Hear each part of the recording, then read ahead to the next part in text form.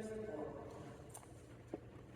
I would like to thank Reverend Father Marcus Lusana for his tremendous multiple active support, his financial spiritual blessings for my husband on different occasions from the day he was admitted at the North York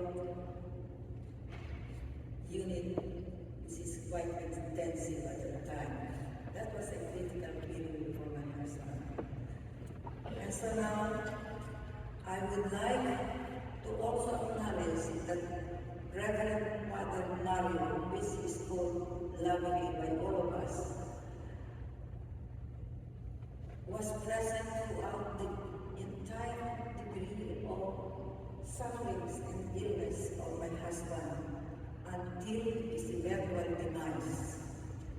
I also would like to thank the Garces family, especially Gino, who from the very beginning took care of his uncle like his very own father. The same can be said with his wife Julie, their daughters, and their niece Winnie, who came on a daily basis to give support and provided some basic nursing care. To Mel Palaganas and Michael William, the community nurses who helped my husband to seek proper placement, and eventually they managed to get him into the health center for seniors of North York, providing treatment, nursing care, and excellent attention to every needs of my husband during his entire stay at the center until his last breath.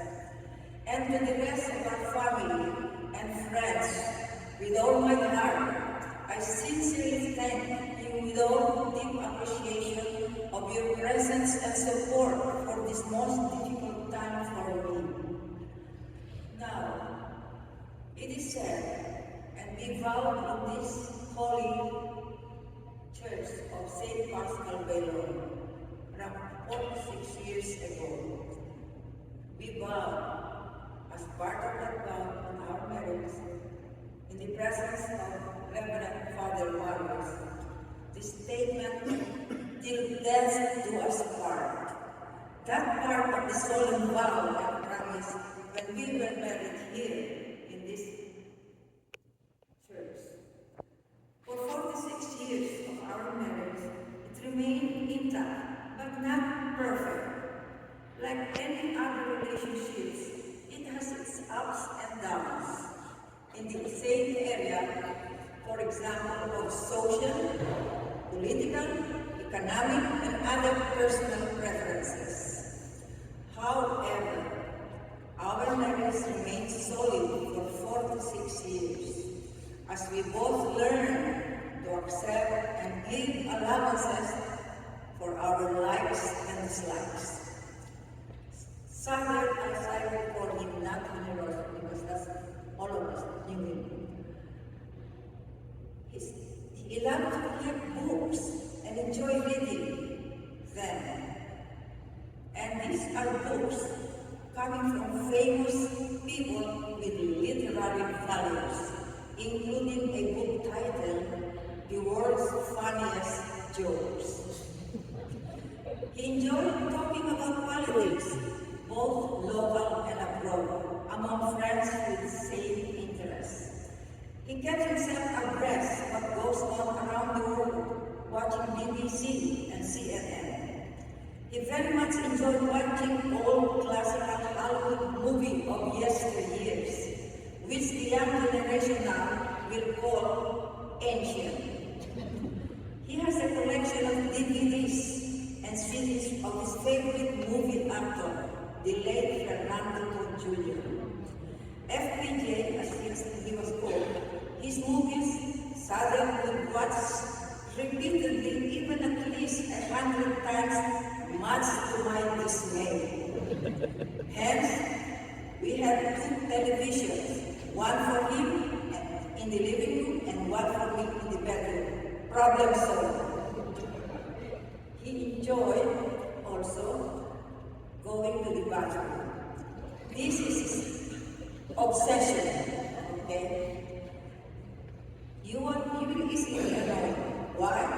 Because he used the bathroom for personal cleanliness, of spending at least 1 to 2 hours inside the bathroom. Who can argue with this man who read books like famous or the great Canadian and American bathroom book? Thanks God, we have 2 bathrooms. Another problem solved. So, Sadr is not a violent person and never used 4-letter words. He cannot hurt the fly, ants or other garments. He will just ignore them. His philosophy, and I quote, they also have the right to live. He avoids going to the zoo for reasons that the animals are wrongly imprisoned. However, our common interest and enjoyment is traveling in places around the world with history and antiquities. Our traveling together was curtailed by his physical disability. As he advanced in age, he frequently told everyone that his life is already a bonus from God. He also made plans that in the event of illness, he was straightforward saying, I would rather die than being a vegetable. Hence, on August 13, 2023, at the age of 86, he suffered from a stroke that eventually resulted into paralysis on the left side of his body, requiring him to be hospitalized for treatment and to receive complete nursing care. Despite of his disabilities, his mental capacity remained intact and very competent to give instructions to the doctors that no heroic measures to be given and allow him to die in peace. At this point, I admired his courage and bravery to face death. He even challenged me, saying in Tagalog, ikaw takot ka bang mamatay? In English, are you afraid to die? I wasn't lost. I don't know how to answer that question. Instead, I could only say in Tagalog, basta hindi mo kumultuhin. Meaning to say, as long as you don't visit me as a ghost. He then lectured me. Remember what Dr. Jose Rizal said, to die is to rest. Which later on I remembered from the long poem of Dr. Jose Rizal, titled Mi Ultimo Adios, meaning my last farewell, which Dr. Rizal wrote when he was about to be executed by a firing squad in Manila during the Spanish regime. The last phrase in this poem was in Spanish, which says, Morir es descansar, meaning to die is to rest. That was how my husband's thinking about his love and respect to his favorite Philippine national hero, Dr. Rizal. His condition worsened the following months until the further complications developed that he instructed the attending doctors that he no longer wanted any further treatment. We all talked to him and respected his decision. This time, I asked him a favor by saying, Sadr, when you go up there pointing my finger to heaven, will you please pray for me too? He looked at me and with a tiny grin of a smile, he said in Tagalog, hihintayin kita, which it means I will wait for you. It's quite morbid, right? On the wing of his impending death, he managed to inform Winnie, his niece, that he saw the vision of Jesus Christ beside his bed, the Holy Family, a term he never used before, and on the lower part of of the bed, he also saw his deceased mother. This reminded me about Saint Anthony on his deathbed. At that time, Saint Anthony had an open eyes, staring, and one of the friars asked him, "Why are you staring, and what are you staring for?" His response was, "I saw my Lord." And then Saint Anthony died peacefully. Having received the information from Winnie of what he said, all I can say then was, thanks God, knowing that these are the signs that his sufferings will soon end. He also managed, with encouragement from Winnie, "Tito, or uncle, go and rest." He responded with difficulty in Tagalog, "Magpapahinga na ako. Yes, I will rest." The Reverend Father Mario Lorenzana Masco, who came and gave Father prayers and merciful blessings. His eyes then were open, but unable to talk. But he gave us the impression that he understood what was said by the Reverend Father. He also gave us a big surprise when he raised his right hand and managed to make the sign of the cross. Following this event, his breathing became labored. Jeannie and Winnie started what I call death watch or vigil.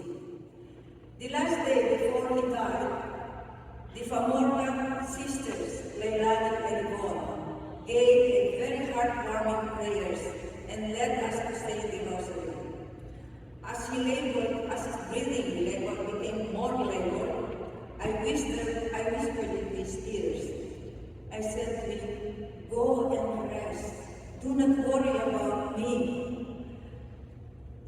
And I assured him that once he is in heaven, he will be reunited with God, with his parents, and with his two brothers.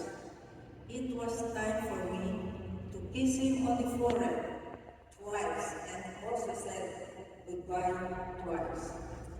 The following morning, he died peacefully in the presence of Gino and Winnie, while Abigail, Gino's daughter, fetched Reverend Father Mario, who immediately came to bless Father's mortal remains from the health center for seniors.